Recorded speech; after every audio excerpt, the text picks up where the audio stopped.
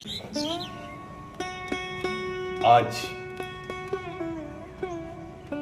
हम कुछ चर्चा करेंगे, आपसे प्रयास करेंगे आपको बताने का कि मधुमेह क्या है, आया कहां से, कब हमको पता चला कि मधुमेह। भला वेदों के द्वारा ये पता चला, जैसा वेदों की पुस्तकों में लिखा गया, आयुर्वेद की जड़ी बूटियों द्वारा मधुमेह की बीमारी को दूर किया जाता रहा, ये पहले भी पता रहा। लेकिन आज जिस विस्तृत रूपरेखा में या महामारी के रूप में हमारे आपके सामने परिलक्षित हो रहा है, जिसको देखिए वही शुगर का पेशेंट हो रहा है।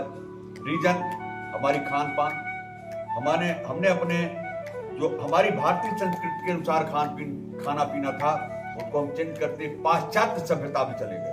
खड़े होके खाना, खड़े होके पानी पीना, अनावश्यक भोजन करना, हमारे खाने पीने का टाइमिंग खत्म हो गया।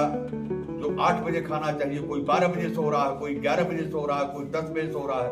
इन सभी का प्रभाव हमारे इस जीवनचर्या का जो भी प्रभाव है हमारे शरीर पर पड़ता है, क्योंकि हम अपनी प्राचीन कला को, प्राचीन विधा को धीरे धीरे भूल चुके हैं, जिससे हम रोग से ग्रसित होते जा रहे हैं। आज नाना तरीके के खाद्य पदार्थों में यूरिया या इस तरीके की अनेक रासायनिक पदार्थों का छिड़काव हो रहा है।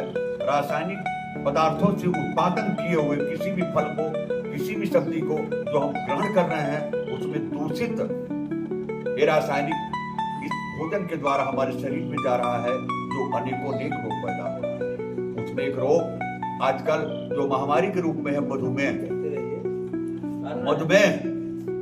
मधुमेह जिसको शुगर और शर्करा कहा जाता है, हमारे शरीर से जो इंसुलिन बनती है, जो हमारी शरीर की एनर्जी है, जो हमारे शरीर की पावर है, ये यूरिन के रास्ते निकल जाती है और शरीर हमारा धीरे धीरे कमजोर होने लगता है।